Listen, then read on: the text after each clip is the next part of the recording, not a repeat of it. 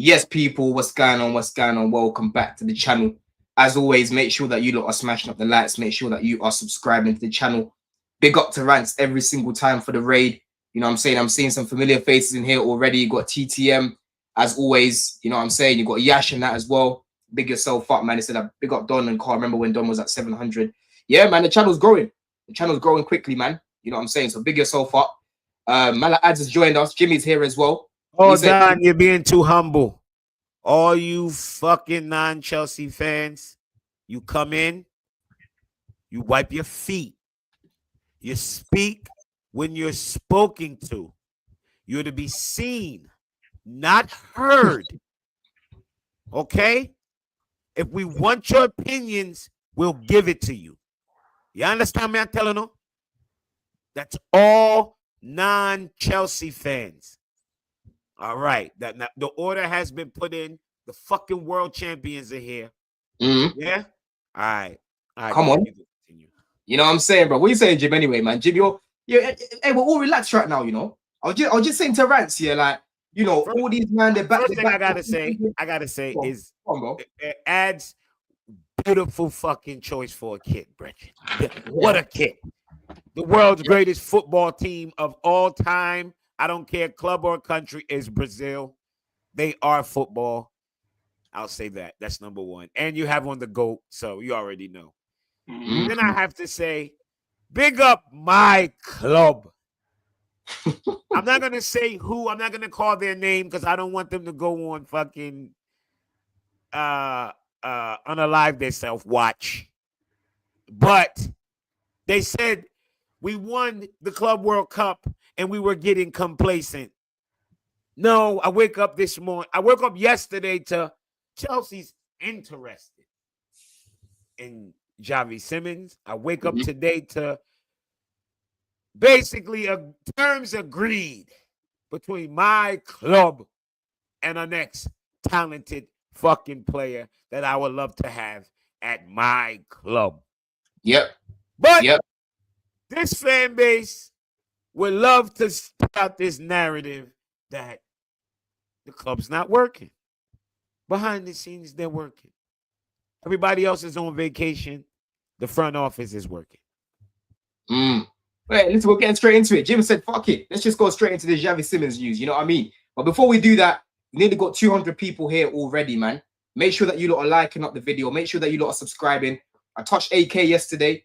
After this video, go watch that stream back that me, Matisse, Alexis, Javon, and Alex did yesterday as well. Chelsea Fan TV, Alex. That was a lit stream, man. But if you didn't get a chance to watch it yesterday, catch up after this one. You know what I'm saying? Before Love Island and whatnot. But what are you saying ads today, man? Anyway, you're on your Brazilian kit. It's better than that fucking Real Madrid kit you had on the other day, bro. You didn't clock that one on the shoulder, did you? But no, obviously. I was like, you know what I mean? I don't even know what was going on at the time, bro. I just kind of brushed it. There's a lot going on. We were competing for the trophy, so you were just locked in on the trophy. And I hear it, bro. I hear it. But listen, I'm in a good mood. I'm wearing the shades because it's just a shady summer, bro. Like, we are world champions, and that's not going to change for a minute. So I'm gonna keep the shades on for until further notice. I'm wearing the kit of our striker's dad. You man know Ja Pedro, my guy, my shooter, my striker. His dad's on the back. You might know who he is. Baller, innit? So I got to represent the ballers, in it. So I'm in a good mood, bro. I'm in a good mood. So I feel like a world champion. I don't know how you might feel, but do you might feel like world champion still? Bro, feel like king of the fucking world, man. Okay. King of the fucking world. Literally that, bro. Literally that. I was even saying to Rance here, like, all you man are going back for pre-season now. It feels weird because it feels like we've had our pre-season and now we're having a little break. The players are on their break. I'm going on holiday on Thursday as well. I could just chill, you know what I'm saying? Just relax and whatnot, people. You know what I mean, man? But yeah, like I said, keep smashing up the lights, people. But let's get straight into it, man, because I've just seen this Fabrizio tweet, Fabrizio Bomba, if you want to call it that, is saying here, Xavi Simmons has opened doors to Chelsea move after direct contacts with his camp. Club-to-club talks will start from Tuesday, as Chelsea and Leipzig even will discuss deal conditions. For Chelsea deal, it depends on outgoings. Arsenal remain keen, but Gyökeres and outgoings are the priority. What are you man saying about this, man? Let me come straight to you, Jim, first of all. What are you saying about Xavi Simmons, bro?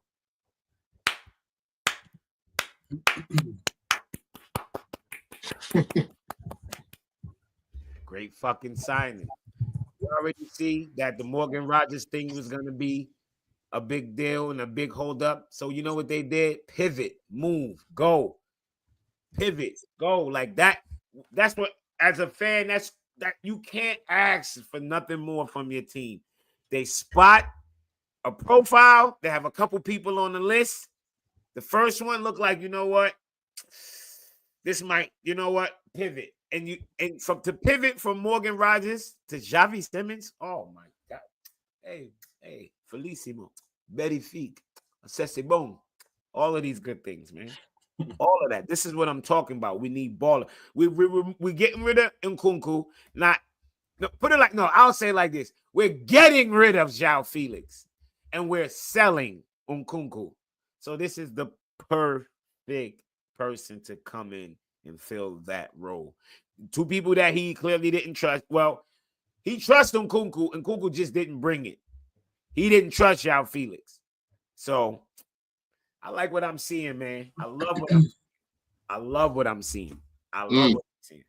What is it for you, Couch? Because I saw you were doing a little bit of research the other day on Xavi as a player. And for me, listen, I like him. He's been a player that's been in the radar of football, really, because from young he's been, a wonder kid. He was a kid that had the big hair and that. I'm sure you lot have seen the clips of him playing in the KDB Cup. So I've always kind of had my eyes on this guy because obviously he came from Barcelona and whatnot, right? But in terms of him as a player, he's very good on the ball. He knows how to create. He knows how to fucking score as well, bruv. He takes shots outside of the box. If he takes shots outside of the box, because we need more players that like to do that, And overall, he's a player that can come into this team, Couch, and has the IQ to play with the likes of João Pedro and the Palmers and whatnot, because he likes to link up play. You know what I'm trying to say? What do you think about Xavi Simmons as a player, bro? And do you think that, he would fit into what we're trying to build right now, bro? It's like you're leading me down the tunnel. What else can I say? You basically just said everything that needs to be said here. It's like, yeah, so he does this, he does that, he does this, and he does that, and he does that. So what do you think of him as a player? But you always find a way to, like, expand. Yeah, I'll try and massage it a little bit. You're walking for Saurus, blood. Of course. Yo, big up the man them, first and foremost. Every day, hit the like button. Yeah, I like him. I think that he's, number one, the first thing that you notice about him is technical ability, right? Like, that's the one thing that I think is not only evident in his game, but is also the number one requirement to play at this football club right now. You need to be technically sound. And, you see him on the ball. He doesn't really seem to have any real trouble, not only assessing where the soft spots are to attack, but also he's very good at combining with people in the final third. Like, I watched a lot of Leipzig this year just because I'm a big fan of Sescu, and I thought that he was going to come to the club. Yeah, I also as a result of that, I also found Xavi Simmons. Also a big fan of the Netherlands too, so he's another guy that I followed for that reason. But yeah, his IQ isn't low. It's definitely a guy that understands what is being asked of him, and it's not like the simple brand of football. Like, I don't really like Marco Rose as a head coach or manager, but they play the modern style of football. They expect people to press, counter press, defend, and then also get forward, right? And when I look at Xavi Simmons, I think that you don't have to guess what you're going to get from him in our lineup. You can see that he's a natural player that can play with the Chelsea players. Like, you can just see it without having to guess. Like, some guys you have to, even somebody like Rodgers, who I like, and I think that would work here. You have to think about where would he fit in. Oh, is he going to be an 8 or is he going to be a 7? Like, where exactly is he? He's a 10. I don't know where he's going to be, but I know exactly where Xavi Simmons is going to fit in at Chelsea, right? And yeah, he can certainly play the left pocket. I think that he can also play as a number 10. He can play off the right. And in every one of those roles, you can basically see his football not sort of – you can see his football still flourishing in any of those roles. Like, he seems like a guy that can play in all those roles. The other thing that I noticed about him too, which is kind of like an underrated skill or attribute actually, is he has excellent acceleration. and he's a willing combatant in press sequences. So when you see him close, those first 2 steps that he's taking is closing quickly. Yeah. So what you get from that is, number one, this game is all about the fractions of seconds, right? Like we're talking about fractions of seconds that make a difference. You know, we're talking about, like, everyone's saying that Nkunku doesn't press very well. He doesn't have that little bit of fraction of speed. He doesn't have that burst of speed neither. Yeah, he doesn't have that. You see that with Xavi Simmons, the ability to close quickly, spaces quickly, right? The other thing that I noticed that may be something that we might have to, maybe the price, depending on the price, it might not be a problem. He's pretty one-footed. Like, he seems to be right-footed. But with that, that's a cultured right foot. His right foot is cultured. Like, anything he wants to do with his right foot, he can do. Trivelas. Oh, my God. Oh. But the problem with that is, like, the thing is, like, I think he uses the Trivelas because he doesn't have a left. Right? So he's often doing the Trivela when his left should be the more useful. Be connected. You know what I mean? So, like, I think that's a thing where I wouldn't want to be paying overs for a guy that only has a left. But like I said, his right is cultured. Like, that guy can, anything you want to see on that right, like the shot variation he can do with the right, passing variation, of course, the Trivelas and whatnot, it's all there. But you want him to be able to use his left a little bit more, and doesn't seem to be doing that. The other thing that I noticed, and Jimmy noticed it too, we're talking in the videos, is the balance. Guy's got excellent balance. Excellent balance. Oh, like, my God. Gravity. Yeah. He's an athlete, bro. He's what you call an athlete. Cannot get him off that ball. I'm talking about his. I saw one when his elbow was on the ground. Yeah, elbow.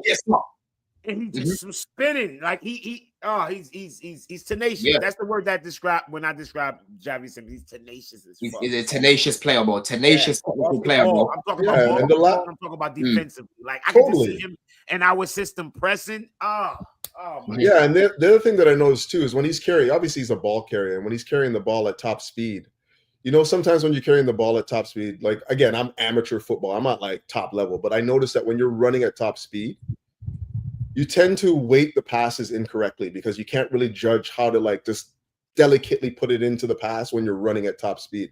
He doesn't seem to have that problem. He doesn't seem to have, the weight of pass is always even at his top speed. It's top. So that to me is a very, very important. And some of his best passes, Sesko missed the goddamn shot. Yeah, for sure. Absolutely. Like, some of his beautiful passes, like, don't get me wrong, Sesko finished a lot, but some of them passes that don't finish with highlights, you'd be like, oh my gosh, that fucking pass. That would have been a highlight everywhere if that was absolutely. Yeah. And like, that as well. And like, I think that he's unselfish. He seems like when he gets in the good areas, he looks for somebody that's in a better position rather than just always looking to shoot. In a lot of ways, he's kind of like Sancho like that. But I think that if you give him the opportunity to take the opportunity to score, he will take it. You know, he's shown that he has the ability and the propensity to do that as well. But yeah, just again, a guy that I can see combining really well with the players that we already have here, and a seamless transition from one style of football to the next. 110%, bro. And adds, you know, looking at the profiles that we've been looking at recently, bro, I'm seeing that we're looking at profiles that can bring numbers into this team. Because the biggest problem that I had last season, bro, as much as, yes, we can improve defensively in terms of right centre back, we can bring in an improvement there. You know, goalkeeper, we can bring in an improvement there. And I wanted Rodrigo to still come into the team and that, cool, right? But one major problem we had last season, bro, was the goals, yeah? So now I'm looking at João Pedro. He can add GNA to the team. You're looking at Delap. He can add GNA to the team. You're looking at Gittins, bro. You're looking at Esteval, yeah? You're looking at these guys that were linked to you. You're looking at Kudus. He can add GNA and all of these things, bro. So for me, Simmons is another guy that can do that. You know, how confident are you that he can add numbers to this team, man? Yeah, I'm pretty confident. Again, I like the player a lot. Again, there's not really much meat left on the bone because everybody pretty much discussed what there needs to be said about the guy. But no, a quality player. Was a fan of him even at PSV. Obviously, he came from Barcelona La Masia as a wonder kid. But I watched quite a bit of him at PSV when he was playing with Gakpo and that, and they were doing their thing. Like, they were balling for a minute there. So his career's been all right since, stalled slightly, but again, when you start off as a wonder kid, it was always hard to really keep that momentum. Like, only like the name was of this one really like keep that and then keep ascending. So no, he's a top player. Again, the profile fits what we want to do. He's a clear leg signing in a very good sense that like he's young, he's got the ability to upsell. and he's got quality about him. You can see the technical ability is there. He would fit in the system. He would work off the ball. Again, I like the fact that he's athletic. He's not like you can see the technical ability, but also the athleticism, which is what the likes of João Felix and Nkunku actually like. Sancho too. Yeah. So in that sense, he actually adds a bit more of that, which makes him a more balanced threat. So yeah, he should be able to add goals and assists in the system. And the valuation that we're looking at, if it's around 50 million, that's not bad for a guy that is, probably not going to be a main starter, but can be a starter in the future. So that's good. Exactly. So I've not really got much to say wrong about the signing. It's just for me is I still want like that number one left winger to come in, and I feel like he's going to be a good replacement for either Nkunku or Felix or whatever. But we still need one more on top of this to really. Okay, now we've got enough of an attack that can go and compete if not win the league for me. You know why I don't think that's going to happen? We have to sell to buy, so you got to see people go out first, right? So to get that top name left winger, like what do we have to get? Like we're talking about 80 million, right? So who are we selling at that price, or how many people do we have to sell at that price before we can go in and buy that top? I don't think we'll buy it, but for different reasons. Because I just don't think we're gonna go and get another attacker on top of what we already have. I feel like we have the assets to sell again, whether it's the Sarsi, potentially Badia Shil, one of the many keepers that we've got. And if you look at them in the midfield, we've got plenty of players that we can go and sell. And obviously, likes of Nkunku, Felix, and whatnot, like the players that we can go and sell. It's just, I don't think we're going to go and add another attacker on top because I feel like we've already got quite a lot of names that are of a decent value on good wages, and I don't think we want to like go for another one on top. Plus, I feel like whether it's Tariq George or Mark Guiu, they're going to be the supplementary piece to what we already have in the attack. So, and the other thing too is I think that we've created enough good competition in places right now. Like you're not, if you pay 80 million for a guy right now to come play the left wing, you're basically saying he's your starter. You're not gonna go and say, okay, well, Gittins, you have to compete with this guy. He's gonna get the majority of the starts, and then every now and then you might see the other guy come in, right? So I think that right now the onus is on the manager to just play the best player. Whoever's playing at the best at that moment gets to play. Like there's no pecking order at that point in time. So I just think it's a nice, healthy competition. 110%, bro. And I'm glad that we actually saw Maresca using that diamond shape more, where Cucurella's overlapping, and then you've got Palmer starting left wing on paper, for example, but then he's actually tucking into the pocket. And that's what I was saying about Rodgers. If you bring a Rodgers, that's how I can see him being used into the team, because that's how Emery was using him, right? It wasn't so much left wing; he was more in the left pocket. They'd create a box in the midfield, and that's how they would attack. And then Dino would hold the width, right? So that gives us a little bit more flexibility. And that's why I'm not overly, I'm not saying like, I'm not saying like Rodrigo is someone that would turn my nose up, because I would love Rodrigo. But if we don't bring him in, there's still other ways that we can actually use our attack and help us win games. Ultimately, that's the main thing for me. For winning games without Rodrigo, bro, I'm happy with it. You know what I'm saying? I just want Rodrigo because I feel like, it would help what we're trying to do right now. Guarantee of that guy should be on paper like 17 goals in the league, like minimum, like something like that. You would expect that, and that's big from the wing. If you get that from the wing, that's game changer, because obviously Neto might still be our starting right winger next season. And listen, Neto had a great Club World Cup and a very much improved 2025. I've got a big up to him in that sense. Big up to him in the building as well. But let's say Neto starting right wing, and let's say Gittins ends up being our main left winger, or Simmons. Like, the wing in terms of goals is not improved that much. Now, João Pedro up front should be taking up our striker numbers quite a bit. And obviously, Palmer doing what he did first half of the season, not second half of the season, and also what he did last season, those kind of goal contributions, then all of a sudden you're looking at an attack that can compete and win the league. So that's where it goes up a little bit. But obviously, Simmons, if he's our starting left winger, would it be enough goals? I think he's a really good player, but would it be like enough goals to like, on a level like of a Saka or a Salah, these kind of guys? That remains to be seen right now. How about you, Jim, man? How are you feeling about the links? Big yourself up before joining, by the way. I know you're busy. What are we saying, lads? It's good to see every single one of you. Yes. Well. Big up. Comments, what we're saying. Good to see you all as well. I was literally on my way in. I was listening to Ads talk, actually, and he mentioned something about how he's not satisfied, but he said that he wants that big name still to come in and play. Yeah. I don't disagree with him. I hear what he's saying, but I think if you're not going to do that, I think it's very important that you add quality to what we have, right? Because one of the problems we had last season was when we had a couple of injuries again, especially in the attacking area, we were playing Neto up front, we were playing people out of position again, and we really stagnated in our attacking form. Now, I don't mind signing these 70, 80, 90 million pound players. My only question mark with them is what is the quality difference between someone like Xavi Simmons, for example, and Rodgers? Because a lot of people talk about Rodgers as being a guy that they would like to see at the club.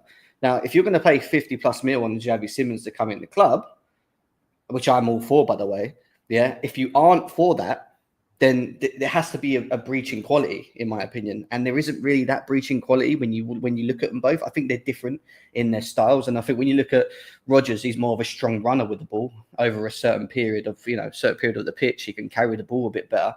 But Xavi Simmons, for me, has a higher ceiling. I've been saying this for a while. I think he has a higher ceiling than Rodgers in terms of what he can do with the ball. And one of the big things why I like him specifically is that when we're at home and we're up against these low blocks, and you need someone that's able to penetrate low blocks and make the spaces that you need to break them down. The one thing he's very good at doing is playing in tight spaces. He's quick enough of his feet. He's good with his dribbling, and having Cole Palmer and him potentially playing in that left-hand side pocket space. If Gittins isn't playing, for example, you could ask him to play off the left, but have a different instruction where he pulls into the left pocket, and then you have like maybe a fullback coming in behind that is holding the width. Yeah, I think you will give teams that want to sit back at the bridge, it will give them a lot more of a problem to actually contain when you have him in and around being able to link play and attack the space and do what he does very well. I think his shooting variety is absolutely ridiculous. I think he's very good in terms of the way he shoots. It doesn't matter if it's putting his foot through the ball. If it doesn't matter if he's got to put, if he wants to play it into the top corner, it's very good. But another real benefit of having him is that we rely on Palmer and Enzo to do all the creating mainly for us last season. You can add him into that because he's weight of passing and his IQ in terms of when to release the ball or when to make the pass. He's very, very good. However, he does have his slight weaknesses. Don't get me wrong. I don't think he's physical enough in terms of having to track back and deal with sort of bigger midfielders in him. But the one thing he does impress me so much with is just his balance. How when he receives the ball on the stop and then he moves that first 50, 60, 70 yards, you can't touch him. If you, he's gone. It reminds me a bit of Hazard, you know what I mean? In a way, where the way that he just shifts the ball quickly and you're like, shit, can't get near him. Like, he's got that about him, So he's got a good player for 50 plus mil, bro. Like, if it's 50 mil or whatever it is in that ring, that is what I think a good player like Simmons is worth. I think, however, Morgan Rodgers, on the flip side of it, if in my opinion, he's just overpriced. That's the only reason I don't want him. Rodgers. No, 100%, bro. And listen, for me, like I said, I think Rodgers and Simmons are similar, but they're different at the same time, innit? Like Rodgers is more about the sort of ball carrying, whereas Simmons is more about the facilitating, sort of the 1-2 little link ups. That's the sort of player that he is, right? And if you look here as well in terms of the progressive carries, you can see that Simmons progresses the ball at a higher rate to Rodgers. Dribbles completed, it looks like Rodgers done him there. Non-penalty goals, Simmons got more non-penalty goals. And then same thing here with non-penalty goals and the expected assists as well. Assists is pretty close between them, to be fair. Key passes, Rodgers beat him on that side. Crosses completed, Simmons beats him on that side. But yeah, obviously it looks like Simmons played way less minutes than Rodgers, but he still played quite a lot of minutes, to be fair. I mean, Rodgers between the two of them probably had the best season of the last 3 or 4. But I mean, people weren't really talking about Rodgers before this season. Like, let's be honest. Like the championship last season, he did his thing, but that's the championship, right? Before that, Simmons had plenty of good seasons. I thought he was actually class at the Euros as well for Netherlands. I thought he was actually really good. So he's had a lot of pretty decent seasons. He's been a wonder kid for ages. So like, I feel like he's got the ability to upsell and become a top talent. So yeah, how old is he now? Let me even check his age. He's only 22, bro. 22. Yeah, he's 22. He's still baby. That's crazy. Yeah, he's so young, man. Honestly, bro. The other thing as well, Don, with him is that he is, and this is not having a dig at you guys or anyone in the chat, but he is what people thought João Felix was, in my opinion, because he has that aesthetically good way of carrying the ball and moving and whatever. Except he has end product and he has a fucking IQ. Well. Yeah. He has end product and he has an IQ. João Felix has everything, all the techie, all that shit, but he has no IQ and his foot is made out of fucking cotton. And to come back at that, like I would say that Yao Felix is what you thought your boy Havertz was. All right, that's I didn't even say that. That didn't even do that. We'll have it. That shit crazy, bro. And Jim, I'm glad that you said that, bro. And listen, it's clear to me. People like to try cook me about the data that I fucking use and whatnot. Yeah, and I'm like, broski, like the metrics are part of the game. You should always be using them. Always be using them, bro, to see all these underlying things. You know, metrics has always been a part of the game. They just became popular over the last few years. My brethren, who's been a coach since I was a kid, he said we used to have data. It's just that it just wasn't. People didn't realize how much that data actually led to winning. It's when the nerds really started saying, no, this shit could lead to winning. When you crunch the numbers, this winning really got. It's probably is, some people throw out the eye test. You need a combination of both. You know what I mean? Yeah. But do you know what, Jimmy? So going to what you're saying there, you know the one thing that's not annoyed me, but I've seen the pro Simmons people, and there is a couple of them out there because I've seen them in my life. Yeah. The one thing they said to me about Simmons, which they said he can't do, is play on the left wing. Yet before I even made my decision on him, and I watched him, and we was doing our scouting reports, all you saw this man do was pull to the left, receive the ball. Yeah, that's people that haven't watched him play then, because like clearly he plays off the left for Leipzig, but it's the profile of the player though. Like he's not touchline left, right? No, and so if your heel's not on the chalk, they think you can't play left wing. Well, they don't realize he's predominantly on the left. The whole Club World Cup, Nkunku was starting on the left a lot of the games, and he never touched the chalk. He was more inside. He didn't touch the chalk, bro. It's more than it's many ways to skin a cat, man. Yeah, 100%. Man. Hey, listen, we've got 419 people in the house. Let me even go check how many likes we've got right now, people, man. Because last time I checked, we didn't even touch 100, bro. You know, we've got that goddamn like button. 75 people. You know what I'm saying? 75 people right now. What's going on, man? You know, make sure that you're subscribing to the channel. Make sure that you're following and subscribing to all the man them that are here as well. You know what I'm saying, people? The show is not the show without these, man. So make sure that you lot are doing that. Let me even just read the super chat quickly to get it out of the way. Because it's so random. It's so random, bro. I'll let Jem answer that. Who's faster, Cole Palmer or Enzo? I'll let you answer that, bro. It's like a snail via turtle. It's like a turtle versus a snail. Cole Palmer, just about, I'd say. But yeah, Cole Palmer. Both of them slow as fuck. Enzo's picked up a lot. But Cole Palmer's another dust bucket when it comes to running. He's slow as hell. He gets run down all the time from behind. He just has the ability to drop the shoulder. He takes bigger strides. That's what it is. Yeah, that's what it is. Yeah. But you can catch him. I've seen him get run down many of times. What it is over a long distance. Yeah, you can catch Palmer. Yes, over the long distance. He's not slow because if he goes ahead of you and he starts to stride towards goal, you're not catching him. You're not catching him. He's gone. You know what I'm saying? But let's talk about Veiga anyway, because I saw a few links today about this guy. You know, looking like Chelsea could be making nearly 30 million profit on another player. Understand Veiga, you know, said yes to Atletico Madrid, Jim. No issues on personal terms. Atletico and Chelsea remain in direct talks with Veiga. Sorry, direct talks for Veiga. Beautiful business. Over the weekend. Chelsea insist on package reaching 40 million euros with add-ons included. And don't forget, people, we got the loan fee as well from Juventus last season. Listen, that's even more money. Let me speak first on this. This right here, all jokes aside, this is top-notch fucking business, bro.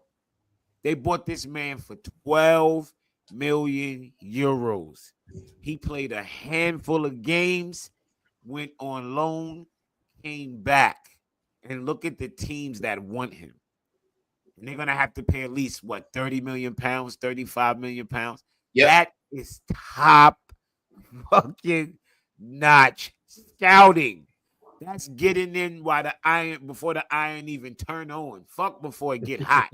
That's buying that's matter of fact, that's firing the iron on the roadside broken, opening it up, figuring out what's wrong with it, fixing it, and putting it on the shelf for sale, brother. He was at Basel. El Basel. He was at Basel.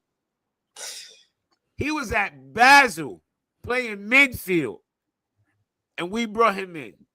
Yeah, man. This is awesome work. And he was on our European roster. So that's 100% clear though. Bro, Veiga, no one knew who Veiga was. I remember we got the Here We Go out of nowhere. I saw that afro and I was like, what the fuck?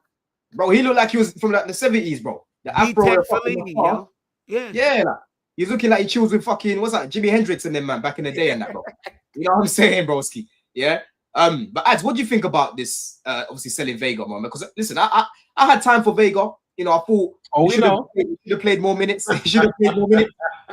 We know. Unfortunately, he doesn't want to play at left back, and if he don't want to play there and he wants to play at centre back, yeah, he's not going to play ahead of Cole because Cole has actually been playing, you know, very well for months now. So, you know, say that again. I knew Culture's going to do that. You know what I'm saying? What do you think about this bit of business here, man? And who do you think Chelsea should be bringing in now? Because my boy Kyle Walker-Peters has gone West Ham, man. You know what I'm saying? He's gone West Ham. He's gone. Yeah. Who can we bring in, man? Who can we bring in, Ads? And what do you think about Veiga going? I mean, listen, the Veiga going, like, we're moving like flipping Tariq St. Patrick, bro. Like, we're just moving packs on a different level. Like, it's crazy. Like, how we get the product like this at 12 mil, move it for 40 mil, like, it's actually crazy, bro. Like, imagine being another Prem team that you've never heard of Veiga, probably never watched much of their games, so you've never seen him. Yo, I think for 12 mil and then move for 40, they'll be fuming. And they can hold that, but a dude made a tweet like, how the fuck Chelsea paid $12 million for this motherfucker and sell him for 40? I retweeted that shit. I said, fam, we Chelsea fans and we still ask. We don't fucking know. We can't figure it out. It is crazy, but at the same time, we obviously took him on when nobody knew about him, and we got him into the international team. He played actually quite well for Portugal whenever he's played for them. Had a pretty good loan at Juventus, so it's not like he's a shabby player. He's actually pretty decent. So we're gonna move him on. We're gonna find out if he's gonna be better than Colwell long term, because that was the conversation we had done end of the season. Who has the highest ceiling? You said Veiga, so I thought, okay, interesting. We'll note it down. Colwell did what he did to end the season, scoring big goals, clean sheets, Club World Cup. Now he's a world champion. So we'll see with that one, innit? But as for what I want in terms of left back for next season, I haven't really got like a name in mind. Obviously, I like Kirkes and whatnot, but he's got to Liverpool. And given what the model is, obviously it's going to be like somebody under 22. So whoever's under 22 has pace and really suits playing as a wing back, that is what I want. And people are telling me that's Hato. If that's what he is, then cool, by all means. Because that's what I want. That's what we need. Especially if we're going to be targeting somebody like Simmons, who can play obviously off the left, but it's not a touchline winger. And obviously right. And then Cucurella, for me, I love the guy. He was great at the Club World Cup. I don't think he's a real left wing back, though. He doesn't suit that. So in games where we want to play with a proper left wing back, and have that guy there and have the left. Scores goals, though. Scores goals. Bro, he can put a cross in, bro. You lot aren't familiar. He's not Marcus Alonso in terms of like, he gets his goals from that area because of like individual quality or like he's great at crossing. But not that Alonso was great at crossing. Alonso was just great for goals. But Cucurella's not got great speed. He's not like a great 1v1 dribbler. He's a good passer. He's got a good cutbacks, but he's not like a great crosser. We know this now. It's like it's certified. So again, he's great. He's great at inverting. He's even very good at being a left centre back if we need that to happen. But as a left wing back, again, he can do it. He can do it pretty good. But I want a specialist left wing back. So in games where we want to change it up mid game or playing against a ship or just go extra attacking, you use that. You have a Simmons cutting inside, cash money. I want to show you something in a second, but big up Judanon for this super chat here. It says we are about to make close to Calafiori money. Yeah, we are. You know what I'm saying? And this was actually the guy that came in for Calafiori when he left. You know what I'm saying? But let me quickly share this. What I saw earlier on the timeline. This is actually quite interesting because this is a player who under Poch, Poch gave him his little debut and that. I remember watching him and I was like, yeah, this guy is not ready at all, bruv. It was a competition. Come on, what game was it? I can't remember. Was it Warsaw or some shit? Played against Warsaw or something like that. But it's saying here, Fabrizio put it out. He said Strasbourg don't want to sell Moreira this summer. Our only way would be to bid over 30 million euros. Atalanta and Premier League clubs are interested, but Strasbourg won't sell for 20 million euros reported fee. What do you think of this Couch? Do you think this is a player that we should be looking to bring back to the club? Obviously, he's on our books already. So would you bring him back as like a left back, left wing back? No. Like, what do you mean? Like, are we talking about didn't we sell this guy? We sold this guy. Yeah, we did, bro. But he went to Strasbourg. He went to Strasbourg and he started to play at left back, left wing back, bro. He changed his position. Nah, B. That's that. No. Nah.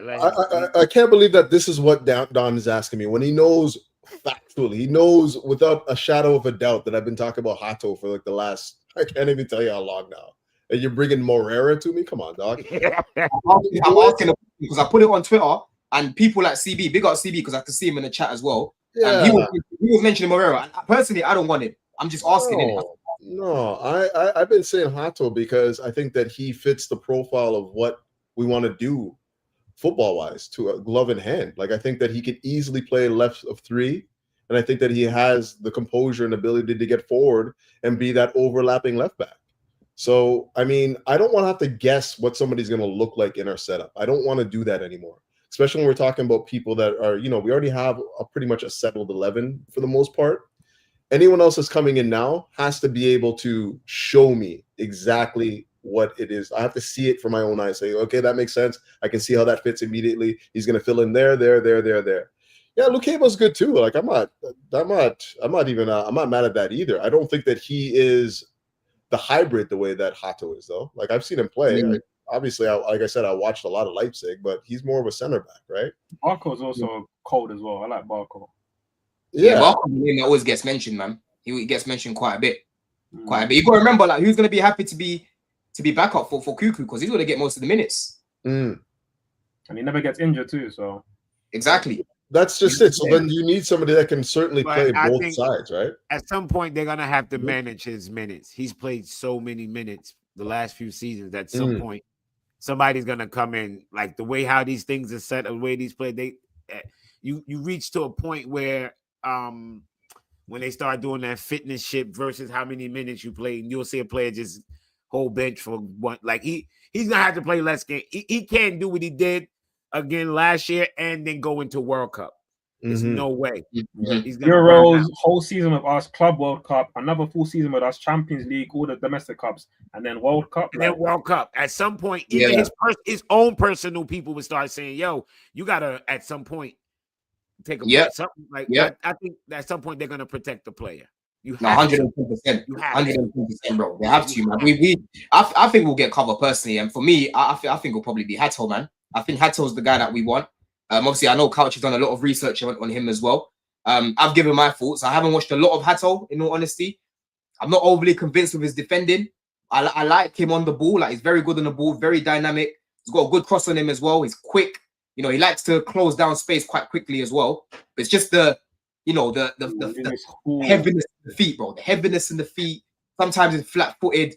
It just looks a little bit easy to cook the guy. I'll be real. It looks a little bit easy to cook the guy, man. And that's where I'm a little bit. I've got PTSD. I've got PTSD from seeing guys like Cole playing at left back, and I don't want to be seeing that shit again. I don't think that's a accurate equivalency. Colwell to Hato. No, it's not as bad as Cole. Let me just say that it's not as bad as Cole. All I'm saying is I would rather someone who's more of a natural left back on that side, right? Who is more comfortable in that position. And it's not to say that he can't play in that role, because I think he can do a job, but I'm just not overly convinced of him defensively. Just think about it. Think about it like this, okay? Like we're not thinking about him as a left back out and out. We're thinking about him as our left-sided player. So what do we need from the left-sided player? We need somebody that can play left of three. We also need somebody that can play left back and get forward. And then also, just be, again, ability to overlap, right? Those are the three options that we have at that position. And for me, he covers all of them, without question. Yes, of course, you're going to say that like defensively, he's not as sound as he is. Most of the footage that you saw from him was him at 18. You know what I mean? Like he just turned 19 in like February, like 18, 17 years old. Yeah, that's not long. We're talking like I was like 3-4 years ago, bro. You know what I'm saying? So there you go. So like 17 is that's not a developed footballer then. Like defensive acumen and understanding doesn't come till way later on. Like you can't judge him like you would judge somebody. I've watched recent games of his, bro. I've watched recent games of his, man. I'm just saying, like he just turned 19. He just turned 19, right? So all of the footage that you would have seen of him, all these comps and stuff like that, would have been him at 18, 17, that kind of thing. The guy has 100 caps or 100 apps for Ajax right now. He's That's a good sign. 6-7 times for the Dutch side. You know what I mean? So it's not like he's a complete argument, because I even said to Jem when we're talking about how he defends, I'm like, the things that I look for when I'm looking at defenders, gap control, like the ability, how do you like how, and what I mean by gap control is the distance between yourself and the attacker. Like how do you negotiate that? And for me, sometimes he doesn't really evaluate that well. You know, sometimes you always see him going to ground. You always see that like he's making a last ditch a tackle rather than just like jockeying and like positioning himself to just like ward off the defender. But again, all that stuff to me, like when we're talking about gap control, defensive awareness, all that stuff, that comes later. That comes later, right? Like once you start playing more. And then on top of that, like for me, like the things that you like about him right now are things that make you think that he's like a more seasoned player. Like his poise on the ball, composure, obviously his technical ability, all that stuff are things that he looks a lot older than his age suggests. That's for sure. Like he looks like he's maybe like a 23, 24-year-old when you talk about the poise that he exudes on the ball and stuff like that. So these are things that, like, as a backup to like Cucurella, these are things that are just no-brainers to me. This is exactly what you want to have come in, you know, like a player that can give you that, you know. But you know, I get it. Now I hear it. How about you, Jem, man? What do you think about him? Because we've spoken about him. You seem to like him. We like a lot of the things about him in terms of his, you know, what he's like on the ball. Like offensively, I've got no concerns. I can see why we're looking at the guy. It looks very technical. But again, I'm a little bit skeptical about his defensive abilities, man. How about you? How do you feel about Hato, man? I think from a defensive standpoint, I think we're overlooking the fact that he's still only 19. You know, like he's not someone that's in his prime, and you know, we're getting him, and he's proven that he's just not really good defensively. Like I actually think he does have some good defensive traits, and some even like Cucurella, the ones where he presses quickly to win the ball, or he predicts the ball's going to get past there, and you know, like how Cucurella just gets that ball and wins it quickly. Like he's good at that. Don't get me wrong. Sometimes he could be a little bit rash. I watched him against the under-21s against, who was it? Spain. I think it was Spain versus Portugal. I was watching him, and for the first 20 minutes, he looked a bit everywhere, but he was playing as a centre back. And when I look at him, Spain versus Portugal. How could you have watched him if Spain versus Portugal? Not Spain versus Holland. Sorry, bro. You know. Was it Spain versus Holland, or was it Portugal versus Holland? I can't remember. It was one of them two. It was Spain. He got a red card that game, and he was. I mean, when I look at his frame, I don't look at him as a centre back. Like the way that he plays the game and how he carries himself, I think he's more suited to me as a left back. If you're bringing him in for 40 million, which I don't think's bad as a backup, I think left back, being able to play left back in our system, to be able to play an inverted role in our system, to also be able to play as a touchline fullback up and down, because he's got the speed. He's very quick, man. He's not a slow player, this guy. Like he'll get up and down the pitch comfortably. But what he also has, and what he also possesses, is the ability to be able to cross a ball in the box and actually find someone. And one of the things we struggle with when we get to the byline with our fullbacks is they either don't beat their man or they just overhit it. And everyone's just like trying to chase it to keep it in. With him, he's very like, he knows where he wants the ball to go. And it usually tends to be in around that sort of penalty spot area where, you know, people are attacking it. And I think that's a big key for me, you know. Yeah, he's a good player, Don. I don't see us being linked to anyone else other than him. I hope we do get it done, because I do think as a player and what he offers offensively, I know there's question marks with defensively, which I think he can get away with in our system to a degree. But I think he's a good option, mate. I really do. I think he's a good option. Yeah. And listen, we've got man like Lokeba FC. You know what I'm saying? Lokeba FC just texted off my phone and whatnot. Yeah. I see my man right now has been doing up world tours. You know what I mean? Meeting players, family and whatnot. You know what I'm saying? I'm sure he linked up with Jimmy, AJ, and all these guys in America and that. And like I said, people, me, CB, Chez, you know what I'm saying, and Robert, the legend, we're going to be doing a local setting weekly. Yeah, we're going to do a little panel show. We just need to sort out everyone's availability first. And people, like I keep saying, we're just waiting for Chez. That is what it is, bro. We're just waiting for Chez. So anyone else going to try to say, oh, what's taking so long? It's not me, blood. Yeah? But I get it. Everyone's got their life and work and whatnot and all of these things. You know what I'm saying? But big up CB. You know, that's crazy. Big up CB, man. What you saying, bro? Big up the chat, man. How you look doing? Yes, Wagwan. You saying? I'm saying, I was just listening to you lot's conversation in terms of the left back position, and I'm surprised the Lokeba's going under the radar with this one. Like Lokeba can play as a hybrid. He can do the left centre back role, especially considering how Bajashil is a bit inconsistent in terms of his fitness. He can also do the left back role. He can invert. He came up in the Lyon Academy as a midfielder. In terms of box crashing, if you watch the under 21 Euros, he was very prominent in that side of things. He does that with Leipzig as well. I think that's actually the person who can fill in that area. We've been linked to him in the past. We bid for him in 2022 for 40 million, which got rejected in January. The same January we signed Gusto. And I think this will be absolutely perfect, man. I think it'll be perfect. Thank you, Maximo, man. I think rest in peace. I'll be honest. I'm not mad at Hato, but like you guys said, in terms of just the age and the experience and defensively as well, I think Lukeba's also he led Leipzig in terms of goal line clearances for them last season. He's captained the France under 21s in the Olympics, in the Euros. He's got that experience, a lot of appearances under his belt at a high level. I know Hato as well has too.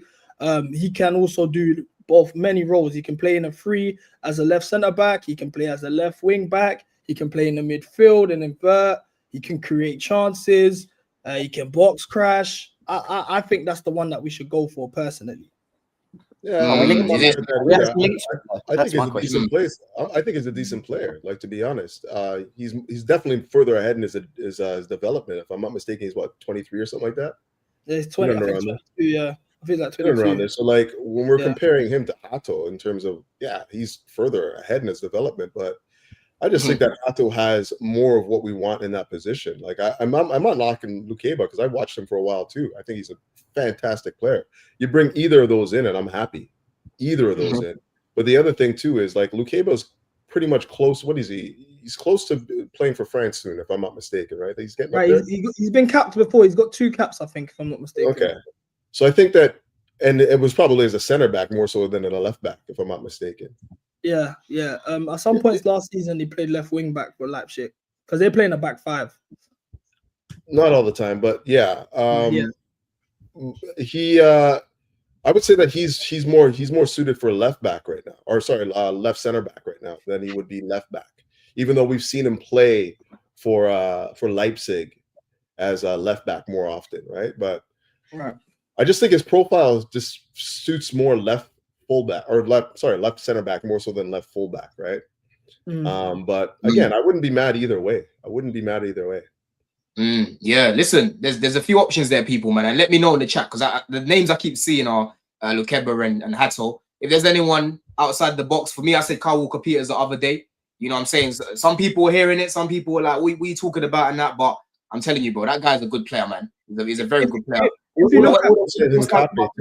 All my friends that I've spoken to, bro, West Ham fans, they're fucking buzzing with that signing, bro, because they nearly signed him last season, and I think it got turned down. Bro. You know what I'm saying? Then now they're getting him on a free, man. You know what I mean? But let's talk about Action Jackson anyway, bruv. You know what I'm saying? Let's talk about Action Jackson. Let me share what Fabrizio put out. Nizar put out about Jackson.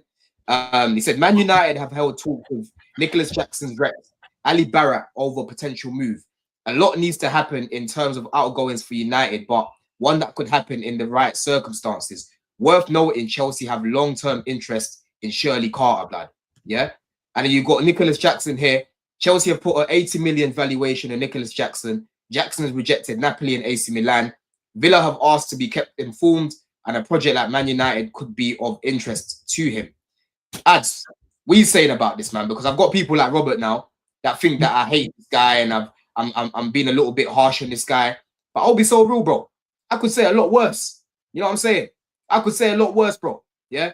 Second half of the season, this guy was moving like a young delinquent. Yeah? An imbecile, in fact, that second half of the season. We nearly lost out on top 4, right? And he was the major reason why. He wasn't the only reason why before people start getting mad saying you're just scapegoating him. It wasn't the main reason why, but he was one of the major reasons why. Because he kept missing and missing and missing, right? And I don't put it all on him, Ads, I'll be real, because the club should have never made him the starting striker. And Maresca should have played Gil in more games for me, right? But end of the day, when a man's failing to score chances that are easy to fucking score with your eyes closed, you should be doing a lot better. I'm going to crash it on you, yeah? How do you feel about these links to United, man? Is this a player that we should be selling? Or would you want to keep him regardless of whatever money that comes in for him? Listen, to begin with, we got to do like a quick little recap on Jackson, innit? And again, my biggest takeaway, if I can only make one takeaway about Jackson's time here, I would say is we should never have made him the only striker at the football club. And that's what he was for pretty much 2 years. And I mean, him being the main guy, even for the money that he came in with, I don't think that was even the right decision, even that. But him being the only guy was criminal. Again, obviously, we saw how he started off pretty good in preseason with Nkunku, and Nkunku went down, club didn't address it. First season, again, we saw the naivety, we saw, you know, the stupid yellow cards at the beginning, we saw all of that. But we still saw 15 league goals, which is actually pretty decent. And then second season, I mean, people actually forget, but he started off this season really, really good. Like, the goals tally was actually kind of mad. There was a point where, like, in his time in England, he had more goals than Salah or something like that. And it's like, okay, he was actually doing pretty good. But obviously, then he fell off a cliff in terms of form. Then he was out for like 2 to 3 months, right? So until the second half of the season, he didn't play quite a lot of it, and then he came back and it wasn't good. Other than the one really good goal against Everton, for me, he was awful pretty much every other game. Awful. Even the cup final against Betis, I mean, I thought he was bad at times. I mean, there was the one that he messed up, which is awful. Okay, he scored, but then it was with his shoulder and he missed the header. So it's like, I know what Jackson at this point, and like as somebody who was Jackson high for a while and was defending the guy, it still feels that we kind of, I won't say let down so strong, but we didn't manage him properly. That being said, it's time to go. I'm sorry, my new star boy is here, João Pedro's here. I'm sorry, his services aren't necessarily needed like that. And I like Jackson, but there's just too much to work with. We have to work on the mentality. There's work on the fact that he didn't have the right coaching coming up in his career. Learned everything from Emery at like an older age, which is just not normal. Like he's learning things at like 20, 21 that he should have learned at like 12, 13. And that's 8 years of development that you just can't get back in football. It's just too long of a time.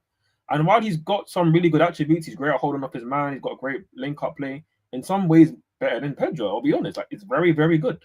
But the main thing, the finishing, the IQ, it's just not really there. So we got to move on from Jackson, unfortunately, especially with the Lap and Pedro coming. We just don't need 3 strikers because if the Lap's a striker and Pedro is seen mainly as a striker, the third guy has to be like a Guiu type guy. It can't be Jackson, who's on pretty decent wages. Again, he got the wage bump after the first season. So I'm happy to get rid. And listen, if he's going for like 80 to 90 million that we're trying to get for him, again, back to the previous point with Couch, again, we have the money. If we're going to sell Nkunku, Felix, remember, I didn't even mention Veiga before that we mentioned on the stream. I didn't mention other players, and now Jackson too. We're going to have peas to spend if you want to spend it. But again, back to Jackson, if we can get that money for him, boy, he can go anywhere. Because like normally you don't want to sell to a rival, but if you're getting that money for a guy that's basically our third choice striker at this point, like calm in it. Let him go to United and them man in 15th, bro. That's cool, isn't it? So yeah.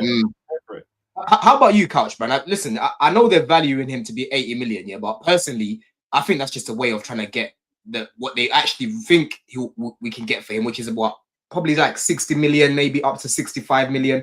Do you think that Chelsea would hold out for the 80 million, Couch, or do you think that would accept a little bit less? I think we take less, but I don't think they want to put that out there because there's strikers that haven't given as much as he has that are going for more right now, right? So that's one thing to consider. And then also, if I'm selling, I mean, let's just be real. For those numbers, you're only selling in the Prem because you're not going to Barcelona or Real Madrid, and then the other clubs that would be involved just don't have the P's to do that. So it's a Premier League only option, and for that reason, I'm saying if it's going to be Premier League, then yeah, you're gonna have to be looking at those 80s, man. You know, 80 and 75, something like that. I don't care how they get there, but even if it's with add-ons, you have to get me to that number because, yo, look at the numbers that are being thrown around now for strikers. Like it's crazy, right? Like and you know, he's not the most appealing on the eye. You know, he's definitely got his warts, but the fact still remain. He scored what was it? Almost 30 goals the last 2 years, somewhere around there. Yep. So he should have even doubled that, bro. The amount of chances he had. Well, yeah. All the same, I don't know. Like I'm happy to keep him as well, but if it means that we're going to upgrade positions, and you know where we need the piece to get somebody else into the squad, then yeah, you know we'll see what happens. But I'm neither here nor there as far as like a Jackson move or stay or go. How about you, CB, bro? Because you're moving like a criminal as well, man. Because the other day I saw your tweet about Garnacho. You said something along the lines of you would take this brother on a loan, yeah. And Pius just put this tweet out. He's saying the name of Nicholas Jackson is What? really tempting. My football club. That's what he said. On a loan with no buy option, why not? That's what he said, bro. You know what I'm saying? Why wouldn't we? Why not? I'm gonna let you man rap about it because I'm gonna go sort out my charger in a sec, yeah. But let me read this out because it just came out. This just came out. The name of Jackson is really tempting Man United, and they could offer Chelsea Garnacho in a swap deal. Internal talks ongoing to decide what they want to do. Are you with this, Stevie? Are you with this? No, I'm not. That's bad business. Even with selling Jackson, I wouldn't want to sell him to a Premier League club. And if Jackson played for Villa, Bournemouth, Brighton, I don't know, Brentford, he's a 75 million pound striker. The issue is like my bro Ad said earlier, is very simple. He's been a starting striker throughout his whole Chelsea career. There's been one striker. He's had Mark Gui every now and then, and he had Broja every now and then. And Nkunku was never fit. He should have never played through bad patches of form and all of these things. As a second striker off the bench, or a striker if a main number 9 is injured or whatever, I would happily have him in the squad. And I think there's a role for him here. I don't think he's worse than Liam Delap as well. I don't think we should sell him, especially to within the league. Now, in terms of Garnacho on a loan with a buy option, not obligation, I would be interested in. And yeah, he can prove himself and show his worth. Now, in a swap deal for Nicholas Jackson, that's terrible business. That makes zero sense to me, and I don't even think that's real. I don't take Fabrizio seriously in it. But yeah, man. Yeah, man. Swap deals. Listen, swap deals ain't really a thing, innit? If anything, it would be a deal where it's like, you know, we sell them Jackson and then we come back in for Garnacho on like a separate deal. You don't really get swap deals like that, man. The last one I remember in the Prem was the whole Mkhitaryan thing with Arsenal. Yeah. The last one, like that, you don't really get swap deals like that. You know, we've got a lot of players. I've barely seen it. Bro. How about you, Jim? Man? What are you saying about Jackson? Are you done with this guy, or do you think that Chelsea should be keeping him?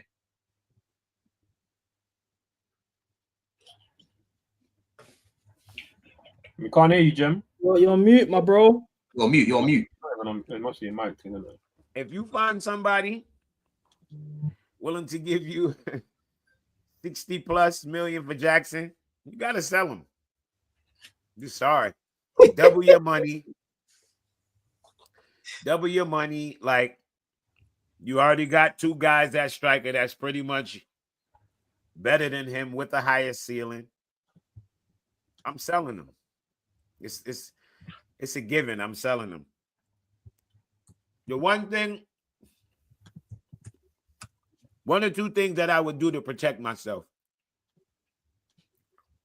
I would either hang on to Mark Gui or go sign one of them older 30+-year-old forwards that don't care about playing much. Because I'm not going into the season with only 2 strikers. That's what I'm not doing that. Other than that, I have no problem moving on from Jackson. No problem. At the right price. I have no problem keeping him neither. But Jackson as a third option, that's big boy football. Yeah, that's big team football. If Jackson's your third striker, that's big team football. Facts. And it's a long season. 100%, 100%, bro. Yeah. Wait, Don, I think you're lagging a bit. Go on, CB. Go on, bro. Go on. Yeah, Don, you're lagging like crazy. Yes, I've fucking plugged the charger in. It's moving mad now. Plug this charger and it's moving crazy. But go on. Go through, CB. I was just saying, yeah, man, it's a long season, man. We got to factor in depth and that. We don't want to do what we did last season when we was boasting about having 22 different players that can tune in every week, A team, B team, and then by January we got rid of them and we was just long. If this is the case, I'm happy with these lot being the 3 strikers and we go spend big on a left winger. Now, if we want to sell Jackson, let's throw the kitchen sink at Isak. He clearly is unsettled. His agent's saying stuff. Liverpool out of the window now. Let's go there and try and make that happen. But I'm happy with these 3 strikers, and let's just go get left winger and left back and the back. No, don't get giddy. Don't get giddy and throw off your plan. Isak ain't part of no plan. We don't need to go spend no 150-something million on no fucking Isak. Nah. I would Stick to what we doing. Not gonna lie. Stick to what we doing. I definitely take him. You mean? You man need to stop acting like this money's coming out of our pocket. It's not coming out of our account, you know. And we've got the paper. It's the thing. We got the Club World Cup money. We got the Club World Cup money. We got the top 4 money. We got the money from Oscar from China. When Oscar Jim, let him land. Let him land because he's spitting facts. We've got the bread. We've got top 4 money. We've got Club World Cup money. We've got the money from when we sold Oscar to China. We've got the Hazard money still there. We've got the Mason Mount money, the Havertz money. You know what I'm saying? Like, don't even get me started on the Madueke money and the Veiga money landing, the Petrovic P. We've got mad P. This 100 million ain't coming out of our pocket, fam. We're good on PSR. Like, I don't care. Let's fry that bread and let's compete. If we want to win, these are the ambition. I think we're gonna make a marquee or statement signing this summer. We're yet to make it, and I don't think so. That would be the perfect one. You don't see us doing it. Again, because it's what's coming out that has to go in, right? Like you have to basically sell what you're buying. So if we're gonna buy Isak for 150 million, we have to have 150 million in sales. So I just can't see that being well over 150 in sales, though. Well over. What's that?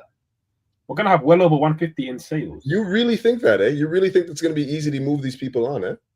If we listen, Jackson's gonna go. Listen, if Jackson goes, Veiga goes, Felix goes. That's already enough. Yeah, but those ones are already okay. So Jackson and Felix and what's his name there? Veiga. That's to bring in Hato and Xavi Simmons, right? Those moves are happening to get those guys in. So now, how do you generate another 150 million? 150 million? Who? You got the Sassy, a couple goalkeepers, Badia Shill. There's plenty of players that are going to be leaving, bro. Noni just left. Badia Shill ain't going nowhere from what I hear. But yeah, it's not going to be easy to move these guys, is what I'm saying. Listen, I hear that point. Listen, I don't think we're going to make the marquee signing, but again, to the earlier point, listen, if there's anybody you go out of your way for, it is Isak. And listen, it's not part of the plan. I don't see us getting a striker. It doesn't make sense to get a striker when you've just bought 2. And Maresta talking about Pedro being seen as a striker. So fair enough. For me, 2 main strikers and then a backup guy, whether it's a third guy who's younger like you or an old head, I like that idea. Obviously, to get Isak on top of what we have now, it doesn't make sense. But if we had Isak in this attack and that was part of the plan and we got Isak, we're winning the league. Like, simple as that. Isak, Palmer, top 2. Like, oh, that's crazy. But I don't think we're going to do that. Crazy. Obviously. I feel like we're going to just do what we're doing, which is just buying young, building it up slowly, and letting the top heads be the guys that are already here. We're not trying to buy anybody to go over what we already have in terms of like the big names, the big wages. We're sort of in this strategy, and which is working so far. But again, I'm not trying to wait 2-3 years to win a league title. I'm not trying to do the whole process thing. We should be winning a league title in the next 2 years, like at most, bro. I want to win the league next season. Yeah, 100%. But again, right now, we're not going to be favorites too, because you have to respect what Liverpool are doing and what they just did. City are going to be there too. But I'm saying like next 2 seasons we should win a league title. But if you get Isak, it's like, oh no, we're winning the league next season. No, 100%. But if you go get Isak here, listen, everyone standing still. Yeah, even the ops that hate us, they're saying, broski, I can't lie, it's a mad thing. You know what I'm saying? So basically, in one summer, y'all want to spend $275 million fucking dollars on strikers. That's the dumbest fucking squad. I wouldn't have got the lap if the plan was Isak. Well, he's here. We're not talking about that. We can't go out and we do the market opportunities. We could sell the lap next season now. That would be $260 something million on fucking strikers. Get the fuck out. That's the dumbest shit I've ever. But listen, you need to realize 2 of those strikers are also on the way out within Kunku and Jackson. And on top of that, I'm talking about we just bought Xiao. I know, but that's what I'm saying. But if 2 strikers are being sold, $80-something million, and now you talk about if 2 strikers are being sold on another striker, but if 2 strikers are being sold, why not? And on top of that, we've seen already with this board that they're open to market opportunities. As well as that, we signed the lap for market opportunity. But Isak would be let him land. If we sold the lap for 30, we signed the lap for 30 million, we could definitely sell him on a profit next season.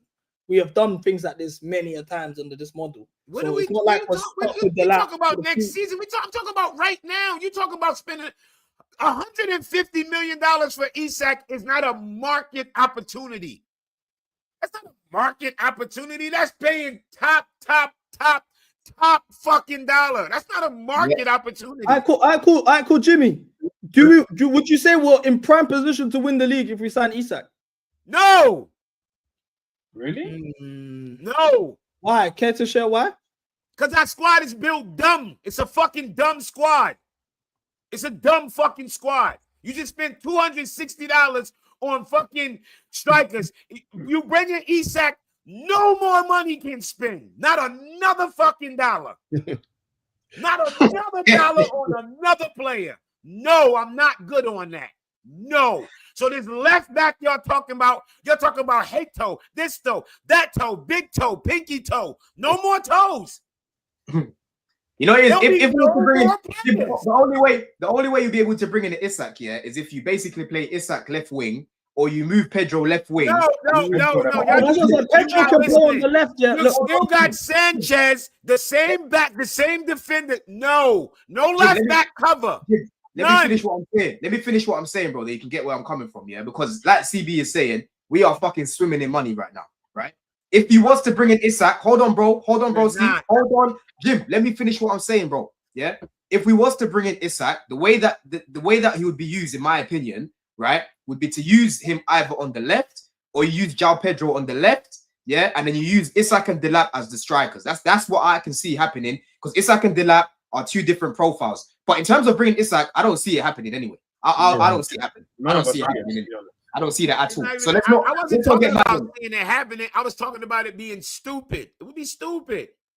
That's the only way you could really make it happen. But you'd have to move people around, innit? Pedro is a fucking versatile brother. And Isak, I've seen this guy cooking guys on that left hand side as well. You know what I mean? But let me read this super chat quickly. Emin, big up Emin. He said, "Up the Chels, not only best in England, best in the world." You are right, my brother, man. We are, bruv. Big up Martinez as well. I think you actually super chatted twice, my bro.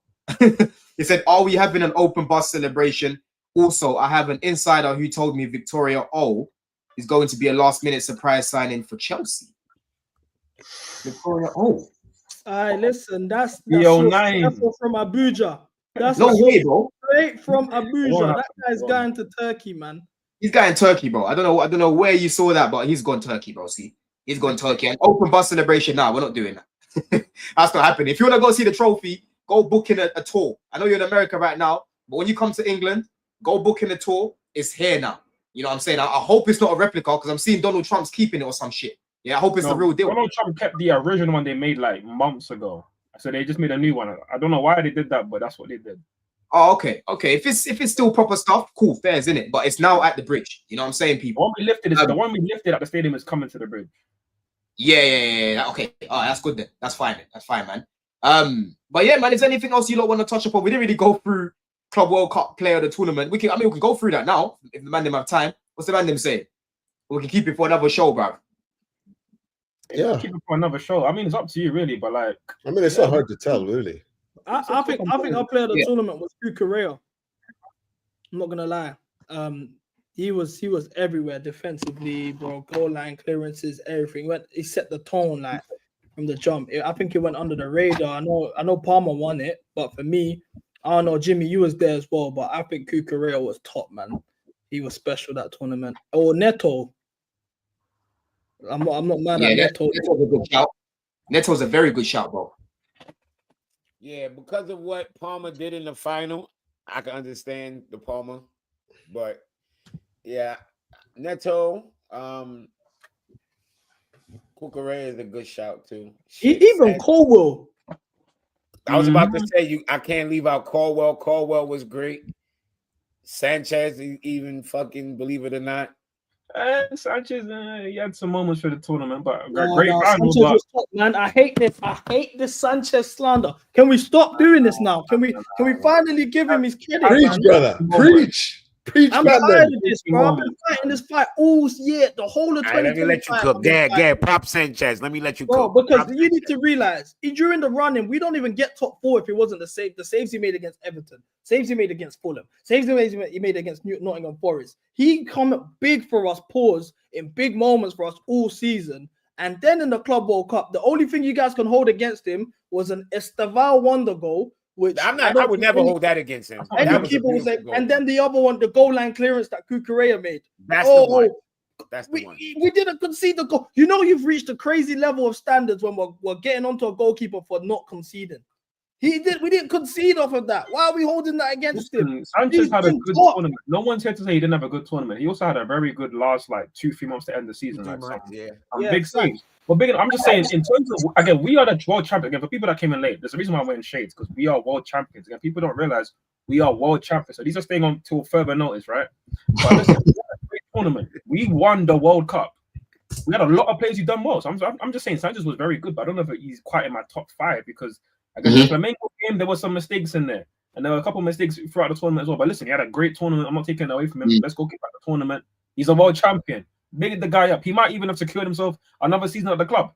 Big him up. But listen, to me, Neto was class. And Jimmy knows my relationship with Neto. It's not been there. But listen, big him up. I'm big him up because he was going through some personal stuff as well. And he still delivered. On and off the ball. He did his thing. He got in the final. Palmer did his thing in the final. My boy, I said Palmer did his thing against Palmeiras. Remember that goal he scored? It's looking against them. Yeah.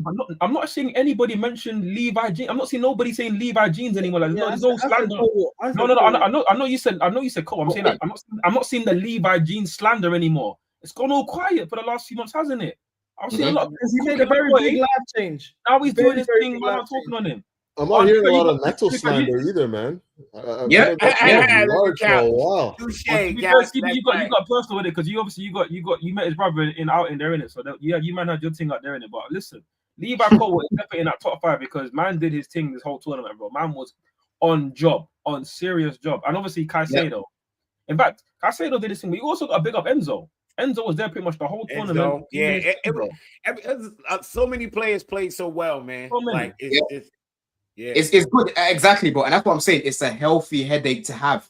Yeah, it's not every day. Let's give it to Palmer. Let's give it to Palmer. Let's give it to Palmer. There's an argument for Palmer.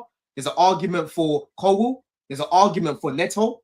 I thought Neto for me was the guy that started the tournament off on fire, bro. Fire. Yeah, he set the tone. He set the tone. Yeah. And I feel like Neto is finally now starting to get embraced by the club. But not also that PSG game, which I'm low key let y'all know I watched that game 4 times so far. Full game 4 times. Neto was fucking hustling. Oh my! Defensively, he was in Hakimi. Where you going? Anywhere you go, I am there. He did that shit all night. He ran Hakimi down all fucking night. All night. Yeah. And the thing that I like about it as well, Jimmy, what I've said, obviously, like people, if you're familiar with the channel, you will know that I've been cooking this guy in terms of how he wasn't taking that many risks in the season. This time around, I was seeing this guy taking man on, running at them, and I'm like, running at them. This is the Neto that man thought we were signing, not this jink cross. That game when he took on the 3 men right inside the box, dribbled one, he nutmegged one and dribbled between 2. Oh my god, that happened right where the fuck I was, bro. I was like, yo, Neto is smoke. Remember, I was inside the chat. I was like, sell who? Yo, he was open, bro. I'm like, yo. He is, man. He is. I think. Listen. At the end of the day, people need to remember, like, these footballers, they're not robots. Like, he had to learn the system, bro. He spoke about this, after one of the Conference League games. He was saying how basically what we say on Blue Diaries, bro. He's come from a system which is transitional football. This is more low blocks. He's had to adapt to it. He's had to learn how to play with these guys. And for me, he actually knows how to play with these guys and is feeling confident as well. You know what I'm saying? Interview, he said I had to get used to possession football. He said it. He said I had to get used to possession football. That's why I think he would be. Remember, it'd be times when I was cussing him when he'll be going on a break and be gone, and his man and then he'll cut back. You be like, what the fuck?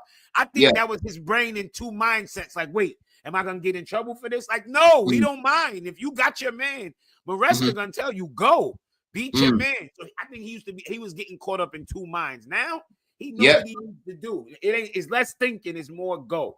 It's less thinking and more go. Just to finish up on this, let me read this out for you, man, innit? Because I had to put a little tweet out earlier. Because there's certain debates I just don't take part in them anymore, bro. Like, it's just a waste of my time. It's a waste of my breath. You know, it's pretty self-explanatory. Do you know what I'm saying? Yeah. And I said, I don't know why some of you still partake in these tired debates. It's pretty self-explanatory who the better player is. Just let them man there keep deluding themselves and keep collecting and drinking their tears, bruv. Yeah. They are struggling to accept reality, bro. Moises fucking Caicedo, bruv. Yeah. Best context. Give us some context, man. Who is this in relation to? We're talking about Basmati. Basmati is nowhere near my man, bruv. Yeah. Yo, it's so funny you talking about it. DM in the world, broski, and it ain't even a debate for me. Yo, DR Sports put up a tweet, right? I was about to tell you go look for it, but it don't make no sense. I can just repeat it. They put up Rice, they put up Caicedo. And they said, which one of these $100 million players have been better, whatever. And my comment was, one of them scored 2 free kicks against Real Madrid in the quarterfinal, and the other one won 2 trophies. What are we talking about here? Like, is it comparison? Not even just that, bro. Not even just that. Just use your eyes. Just that. Like that. We talk about value. 105 and 115. I've already won for money. Yeah. I'm up 2-0. I'm up 2-0. You've won nothing. This is not even a conversation. Bro, what kills me about this as well, they're like, I feel like it's just a scripted thing now. Rice is better off the ball, and I'm like, but he isn't though. He isn't. If you think Rice is elite off the ball, fairs, but Caicedo is also elite off the ball. But on the ball, he's clearly better than this guy. Clearly better than this guy. You know what I'm saying? So I don't get involved in those debates no more, bro, because it was a thing that was just annoying me week after week. Who's better, Caicedo or Rice? And I'm like, and I think, and when they hear you say Caicedo better, what they actually hear is Rice is shit, and nobody's saying that. Nobody's saying that. Yeah, nobody's saying Rice is shit. The dude is a baller. Rice is a baller. He went to Arsenal, and I had my questions about certain things a part of his game, and I was like, okay, he's done it, but he's not better than Caicedo. I would not swap him. No way. Caicedo clearly has a higher ceiling, and he has more to the game. Caicedo does it all, bro. He controls games, he dictates games, he crashes the box when he's actually given the license to, bro. You know, what really annoys me as well, one thing I keep seeing, is Rice is a better ball striker. Have you seen how Caicedo slaps the ball, bro? Caicedo smacks it. All the goals he scored for us basically have been bangers, bro. You know what I mean? It's just that he's not around the box to be shooting all the time. That's why you don't really see it. One man are saying, oh yeah, his ball striking, Rice's ball striking is better. Probably the corners, because Caicedo don't take corners. But Caicedo's ball striking is very, very underrated. Very, very underrated, bro. Rice, when you watch this guy week in, week out, I promise you, most of his shots go off target. Yeah, because these Arsenal fans wanted to get mad when I was going back and forth with them in the group chat. I said, you know what? Let me compare Rice's accuracy in front of goal in comparison to Odegaard. Odegaard gets more shots on target, right? A lot of Rice's shots. The king of Rose. Yeah, they go far, yeah. And I checked it, bro. This guy's shooting accuracy was like 46%. It wasn't even 50%, bro. Yeah. A lot of these shots are off target, bro. I watch this guy and I see he's shooting. He gets the odd goal, odd banger here and there, but usually, bro, it's off target. I'm telling you. You know what I'm saying? But yeah, I thought I would finish off on that one, man, because that debate ain't even a debate for me anymore. I can't even lie to you, bro. You know what I'm saying? But let's finish up now anyway, Jimmy. You got anything coming up, bro? Still got 480 people here. You got anything lined up, my bro? Nah, man. Just go and sub to the channel, man. Jimmy Spliff TV. Go over there and hit the fucking sub. I'm come put your kids in the chest when they leaving school or something. Go sub to my channel, man. Ads. It's just a Twitter thing for you, innit? It's just a Twitter thing. Listen, Caicedo's the best midfielder in the world. Like, I'm not trying to hear Declan Rice, another man mentioned McAllister. I'm not trying to hear it. Only people I can maybe hear is Vitinha and Pedri. That's maybe in the conversation with Caicedo. But for me, after what I saw him do, that all the other midfielders got bopped by PSG. And Caicedo one-man them pretty much. They can't really chat to Caicedo like that. So listen, Caicedo's different. If you want to catch me on Twitter, the handle's there, innit, man. Big up the family, big up the community. And we're world champions. The glasses are staying on for a long time. We're world champions. Also, João Pedro's R9 son. Big up. Big up, man. How about you, Couch? You got anything coming up, my bro? Yo, big up, man. It depends. If we sign anyone that I want to sort of like profile, I'll put it up on the channel. if we get Xavi Simmons or Hato anytime soon, you'll see something there. But for now, there's not really much to do. You know, like not really doing much more than that. You know, you'll see me here, you'll see me there. You know, Gems channel every now and then as well, but nothing crazy, nothing crazy. Look at this, though, CB. Chelsea made a late bid for Mbeumo before he joined United, coming from Chris Wheeler. Bullshit. We've got coming up, CB. Is he there, bro? CB's an NPC right now. Man just froze. Hey, yo, you're muted, bro. It's just freeze up, man. Is he having one of those weird seizures? Where Man just frozen, bro. No, it's not frozen. His eyes are moving. Wait, hello, what's going on? He's moving, bro. What? What's going on? You're muted. He's looking possessed, bro. Nah, he's best, bro. He's looking possessed, bro. Have they got you? Ask the minions, they got you, blood. They got you. What the fuck's going on? He must be on the phone. He must be on the phone or something, bro. You know what I mean? But yeah, cheeky. That's cheeky. We tried to get him way more last minute. Yeah, that's fucking cheeky, bro. You know what I'm saying? I don't believe that. Oh, he's in the phone. Oh, go on. Probably bumped up the price, if anything. Yeah. What have you got coming up, CB? I made an announcement on my channel, but moving forward, all the Champions League away games, we're gonna go travel there, do IRL streams. Same with the Club World Cup. AFCON, we're doing IRLs as well. Make Congo great again. Just following Congo in December around Morocco. That's gonna be a lit one. Streaming it, Twitch, YouTube, and I've joined the Paul Cannonville Foundation as well with Chelsea. So we're gonna do an announced video at the bridge. You'll probably see it at the start of first week of August. And yeah, right now that's really what I've got going on. Yeah, a lot going on, man. And yeah, I'll keep you lot updated on the panel, man. CB, we need to wrap the chest today, bro. You know, so we can get this started. I'm gonna get the graphics and that pattern as well, just to let everyone know. But yeah, people, listen, the channel's growing, like I said, nearly on 10K, man. We hit 8K yesterday. We had over 500 people at one point today. I remember when we first started this pod, bro, it was getting like 50 people watching, bro. So it's growing by the week. You know what I'm saying? But listen, take care of yourself, man. In a bit. Love.